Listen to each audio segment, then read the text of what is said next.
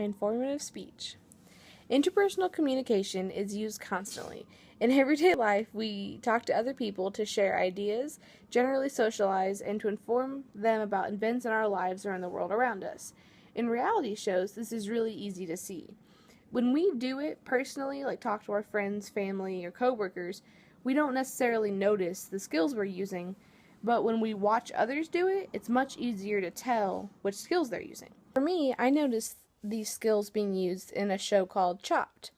The show is about 4 different chefs that are competing for $10,000, and in this competition they have to make different dishes. In the first round they make an appetizer and they get 20 minutes to do so, and they get given 4 random ingredients. And then after that round, one person gets eliminated, and then the next round they have to make an entree with 4 different ingredients, and then they have to make a dessert, and after each round someone's eliminated until only one person is left.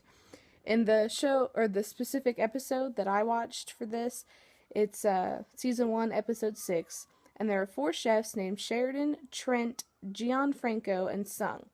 After the appetizer round, the first person to be eliminated is Sheridan, and then after the main dish round, it's Sung, and then the remaining 2 face off, and finally Gianfranco is the winner. There's 3 concepts that I see very prominently in this episode. Those 3 are concern for others, androgynous, and flaming. The most prominent to me is the concern for others, because when you have to cook a meal for other people, the personal meaning behind everything and how you like it does not come into effect as much. So as they're cooking, they have to keep in mind other people. In this situation, the judges are the other people. They had to think about how the judges would want the food to taste and how they would want to see it plated, because presentation is part of this competition. All decisions are made completely not with their personal preference in mind. Besides their own capability, they have to be able to know what they can cook. Obviously, the judges can't tell them what they can. But when it comes to the seasonings and the plates that are chosen, it all comes down to what the judges would like. A specific example of this is Sheridan. After the first round, I guess you want to call it, when they make their appetizers, he ended up actually under seasoning, and that's why he was chopped. So he actually didn't use the skill of concern for others very well. He took his own personal preference in and didn't put enough, so that he actually missed out on the $10,000 because his lack of skill in this area. The next concept that's shown in this episode is androgynous. This concept means to display both gender traits. In most gender stereotypes, women are considered the cookers, they're supposed to be in the kitchen, blah, blah. But this show proves that both genders can be cooks, can enjoy doing it, and can be great at cooking. Not only are the chefs a mixture of men and women, in this specific episode, all the judges are male. Along with that, I've noticed that even though the general stereotype is that women are the cooks, in all of these episodes in the general show itself, the men seem to say like they're superior cooks than women, and women won't be able to do as well because they're not as good because they're females. I don't know. But they say that a lot, and it switches around the original stereotype, but because this show still incorporates women being great cooks, and they win, and sometimes the judges are women, that sort of thing, it still signifies that these people have traits from both genders, or this is a gender neutral area. So I think it shows this concept very well in that way. On the topic of the men saying they're better cooks, flaming is in this episode quite a bit. The examples of this aren't extremely obvious. You'd have to be paying attention to notice, I feel like. But a lot of the men will take like low blows at the women, saying that they aren't as big as competition, or the females will also do the same thing, so that they're better than the men at cooking.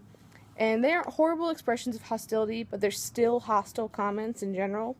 Each chef in the beginning tries to say that they're the better chef and they're going to win and all that sort of thing, but they're saying it to the other chefs while they're cooking. In this specific episode, Gianfranco says his biggest competition would be Trent, and he's not so worried about Sung. and it seems very sexist the way he says it, and she takes it very offensively. And I feel like this perfectly personifies flaming in this episode. With these concepts, most of the chefs do really well. They all try very hard to not think of themselves when they're seasoning and when they're plating and everything, but some do fall short, like Sheridan, and I feel like if they noticed it more and thought about someone else before themselves, they would be better in these type of skills. But it just takes practice, and their ignorance has to be lifted with education. Besides that, the androgynous, though the people in the show don't make it seem like it's androgynous, the show itself brings the neutrality to it, and showing that these people both take the traits from each other. They could both cook the same things and that sort of thing. So they're very equal. I think that's what shows it, not necessarily the people. And the flaming, it's not something they should be good at doing, so that's just a flaw in general, I feel. But shows like this provide that, or prove that even when not verbally communicating, interpersonal communication skills are extremely handy. The thought process behind each of the courses the chefs choose to cook, and how they make them and how they plate them, all come because of their thinking of the judges. They're not thinking of how they would want it to look. This helps prove that the concept is a useful one in many situations, not only just cooking. Though in cooking it's extremely applied, it also is used when, say someone's getting ready for their day. If they want to impress someone, they're going to completely surround themselves with the thought of, would they find this, attractive or something. So that's something that's very prominent, I think, especially with people my age. But in the androgynous, I feel it's heavily seen because of the show, and it defies the common general stereotypes. And because if they notice that more in the show, like when people watch it, I think it would help our society in general show that, some of these stereotypes aren't completely true, even though most people in the back of their minds know that. They're just irritating and choose to ignore it. And with the last concept of flaming, I think it shows it well. A lot of people don't think about it in the way that this is, because not only is flaming the direct, mean comment to someone about their gender or race or something, these little bitty comments that are subtle are still considered hostile. Harassment isn't just, constant touching or constant talking. It's the subtle things. They do the same thing every so often. It's still considered harassment, just like flaming.